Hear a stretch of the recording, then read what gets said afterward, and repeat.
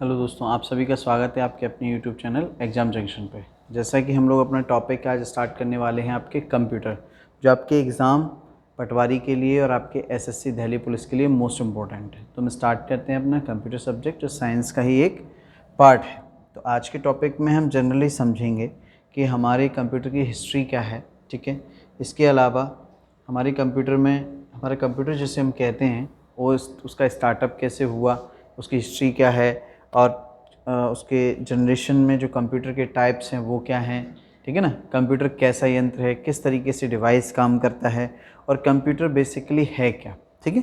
तो उसके बेसिक के बारे में हम लोग बात करेंगे। तो चलिए स्टार्ट करते हैं अपनी। तो जैसे मैंने बताया टॉपिक में, तो कंप्यूटर हमारा एक ऐसा डिवाइस है जिसकी सहायता से हम बहुत सी गणनाएँ या कैलकुलेशन बड़ी आसानी से कर लेते हैं, ठीक है। तो इस बेसिक आज के टॉपिक में हमने बताया, आज के हमारे इस वीडियो में डेवलपमेंट ऑफ कंप्यूटर के बारे में हम बात करने वाले हैं, जिसके अंदर क्या क्या बात करने वाले हैं, history of computer, generation of computer, types of computer, इनके बारे में बात करने वाले हैं।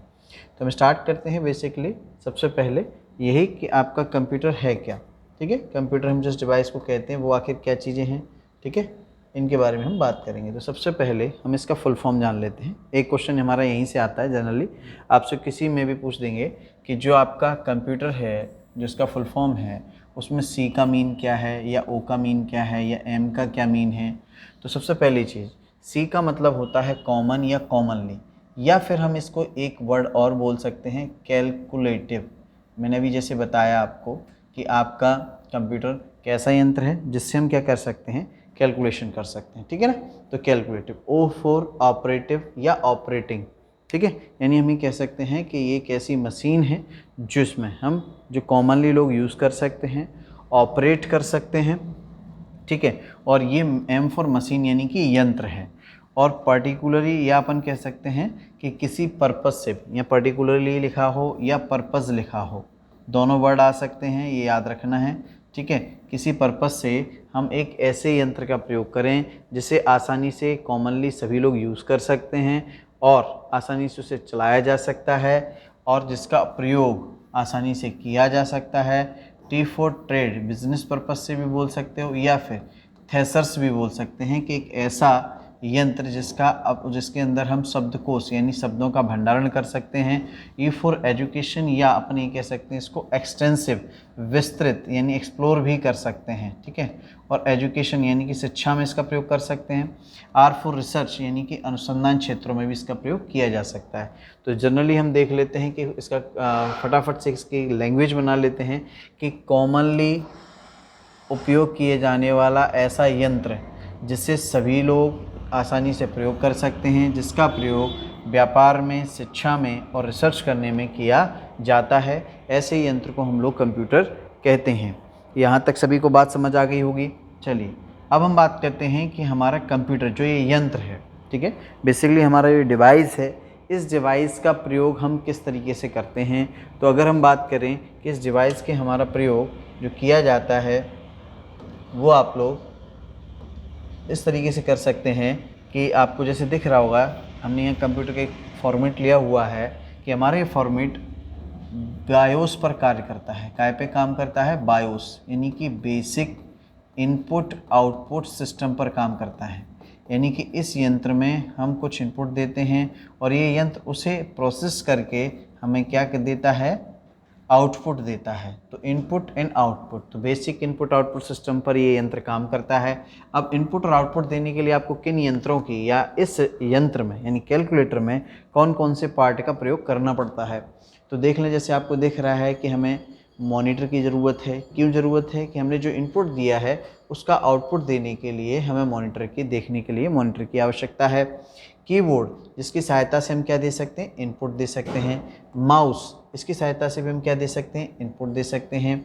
सीपीयू, ये क्या करता है कि आपने जो इनपुट दिया है कीबोर्ड से या माउस से, ये उसको प्रोसेस करके हमें एग्जीक्यूट करा के, रन करा के, और कहाँ दिखाता है, आपके मॉनिटर पर दिखाता है। तो इसीलिए हमारा कंप्यूटर बेसिकली किस सिस्टम पर काम करता है, बायोस पर काम करता है। तो कंप्यूटर हमारा कैसा यंत्र है जो बायोस पर कार्य करता है। चलिए अगला देखते हैं हम, और बात करते हैं कि इस बायोस में जो हमने हार्डवेयर लिया हुआ है या यंत्र लिए हुए हैं उसके अंदर क्या क्या है, तो आपको जनरल से इमेज से मैं शो कराना चाहता हूँ कि हम इसमें क्या क्या प्रयोग करते हैं। जैसे आप यहाँ देखें ज़रा कि आपने देखा होगा मॉनिटर, अभी जैसे बात की स्क्रीन भी कहते हैं इसको, ठीक, कीबोर्ड इनपुट डिवाइस में, माउस इनपुट डिवाइस में। अब हमने जिसको बोला भाई एक कैबिनेट आपको दिखाया था, केस जिसे कहते हैं, ये ध्यान रखना, उसे क्या कहते हैं, केस। उस केस के अंदर क्या होता है, उस केस के अंदर बहुत सारी चीज़ें होती हैं। देखिए जैसे उस केस के अंदर जीपीयू वीडियो कार्ड होता है, सीपीयू सेंट्रल प्रोसेसिंग यूनिट होती है यानी प्रोसेसर जिसे हम बोलते हैं, ठीक है। हार्ड डिस्क भी लगा होता है केस में, ठीक है, जिसमें हम स्टोरेज करते हैं। रैम यानी कि हमारी एक एक्सेस कराने वाली, यानी कि हमारे इनपुट को एक्सेस जो कराती है, चलाती जो है, वो मेमोरी भी होती है। तो ये सब कुछ एक काय के अंदर होता है, केस के अंदर, जिसे अपन लोग जनरली भाषा में ही सीपीयू कह देते हैं। लेकिन एक्चुअल में सीपीयू क्या है, सीपीयू एक प्रोसेसर है, एक चिप है, ठीक है।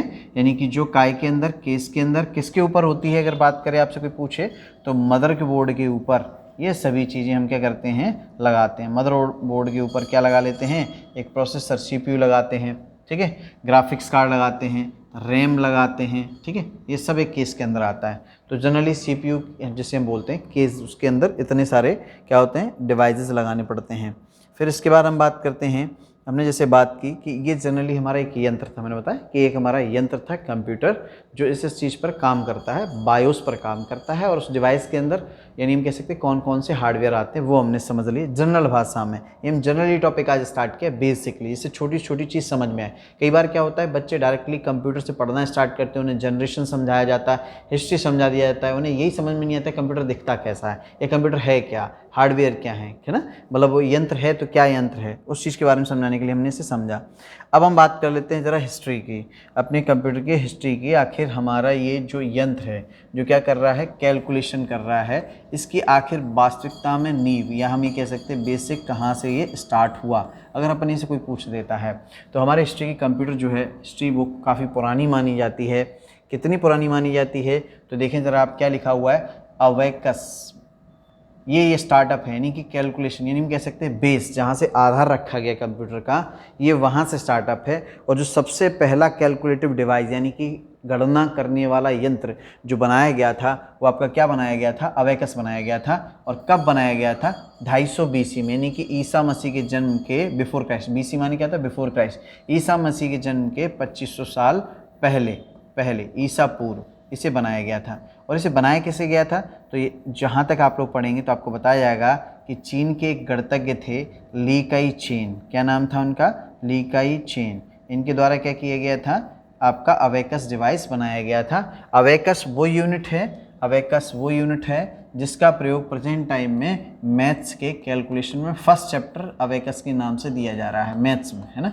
तो इससे हम क्या करते थे, कैलकुलेशन करते थे, इसलिए फर्स्ट कैलकुलेटिव जो टॉपिक है मैथ में इस समय आपकी छोटी छोटी यानी फर्स्ट क्लास की बुक में अवेकस के नाम से दिया जा रहा है। तो देखो यहाँ दिया हुआ, abacus is the first non calculating machine use to counting, ठीक है, यानी कि काउंटिंग करने के लिए सबसे पहले जो कैलकुलेटिंग मशीन जिसका प्रयोग किया गया था वो अवेकस है, ठीक है। और आप देख सकते हैं कि किस तरीके का बना हुआ है। आप इसमें देखिए, हम लोगों को एक स्लेट दी जाती थी, स्लेट मतलब जिससे हम लोग क्या बोलते थे, जिससे चौक की सहायता से लिखते थे। तो उसमें आप देखते थे आधे पार्ट में हमें लिखने के लिए दिया था, आधा पार्ट मोती का बनाया जाता था जिससे हम खेलते थे। लेकिन एक्चुअल में वो अवेकस डिवाइस हमें दिया जाता था काउंटिंग करने के लिए।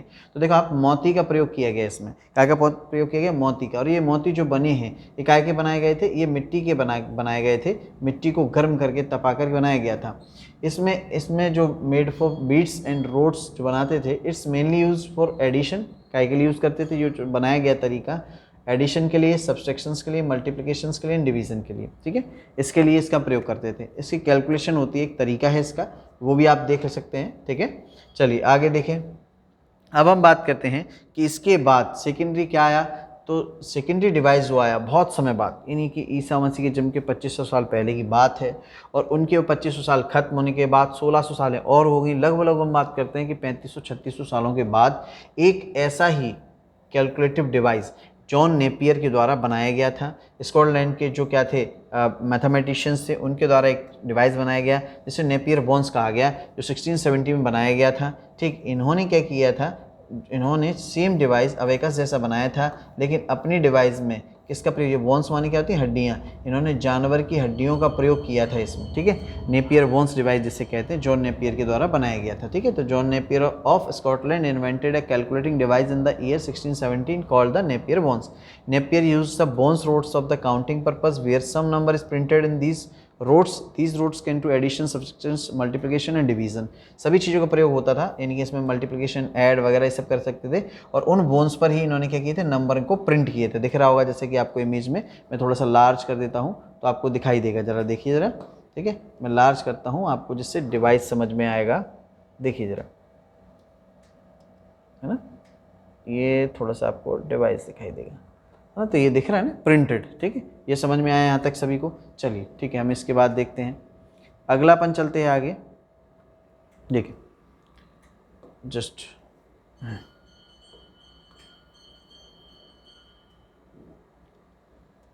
एक्चुअल में क्या है कि इरेजर ना सही तरीके से काम नहीं करती। देख, तो हमने देख लिया कि हमारा पहला डिवाइस कौन सा था, कैलकुलेटिंग। तो आपने बता दिया कि हमारा फर्स्ट कैलकुलेटिंग डिवाइस जो था वो था आपका पास्कल, वो सॉरी अबेकस। दूसरा क्या हुआ, नेपियर बोन्स। फिर उसके बाद और भी कई कैलकुलेटिंग डिवाइस थे, वो हुए, ठीक है, कई कैलकुलेटिंग डिवाइस हुए। इसके अलावा अब हम बात करते हैं थर्ड, जिसे हम सभी जानते हैं, जैसे आप बोलते हैं ना कि फर्स्ट मॉडर्न कैलकुलेटर्स। तो फर्स्ट मॉडर्न कैलकुलेटर्स जो आपका है वो किसने बनाया था, पास्कल ने। किसने बनाया था, पास्कल ने, ठीक है। जिसे हम क्या बोलते हैं, पास्कल्स कैलकुलेटर या पास्कलाइन, क्या बोलते हैं, पास्कल कैलकुलेटर या पास्कलाइन। उसे हम एडिंग मशीन भी बोलते हैं, क्योंकि उसमें हम ऐड एंड सब्ट्रैक्ट कर सकते थे, इसलिए उसे क्या कहा जाता है, एडिंग मशीन भी कहा जाता है। जैसे आप देख रहे होंगे, आपको स्क्रीन पे दिखाई दे रहा होगा कि 1642 में, यानी ये थर्ड अपन जानते हैं, 1642 में ब्लेज पास्कल के द्वारा फ्रेंच साइंटिस्ट से, ये फ्रांस के थे, invested an adding machine called the Pascal's, ठीक है। इन्होंने इन्वेंटेड क्या किया था, एडिंग मशीन की थी, जिसे ही हम अपना कैलकुलेटर कहते हैं। आज के समय में आप जो कैलकुलेटर, उसकी नींव इसके द्वारा रखी गई थी, इनके द्वारा, which represent the position of digit with the help of gears in it, ठीक है। समझ में आ गया। तो यहाँ ये देख रहे हो आप, ये नंबर्स, ये जो पास्कल, ये डिवाइस इस तरीके का बनाया गया था, ठीक है। फिर इसके बाद लेबनिज साइंटिस्ट हुए, जर्मनी के मैथमेटिशियन थे, गॉटफ्रेड लेबनिज थे। इन्होंने पास्कल के कैलकुलेटर को थोड़ा सा और रिवाइंड किया, और अच्छा किया, और डेवलप किया, और कैलकुलेटिंग में मल्टीप्लिकेशन एंड डिवीजन का भी प्रयोग करने लगे थे। ये सिर्फ ऐड का करते थे, इसलिए एडिंग मशीन कहते थे, और इन्होंने मल्टीप्लिकेशन वगैरह सबका प्रयोग किया था, इसलिए इनके मशीन को रेकनिंग मशीन भी कहा गया। क्या कहा गया, इनकी मशीन को रेकनिंग मशीन भी कहा गया, ठीक है। ये इनकी मशीन थी, ठीक है।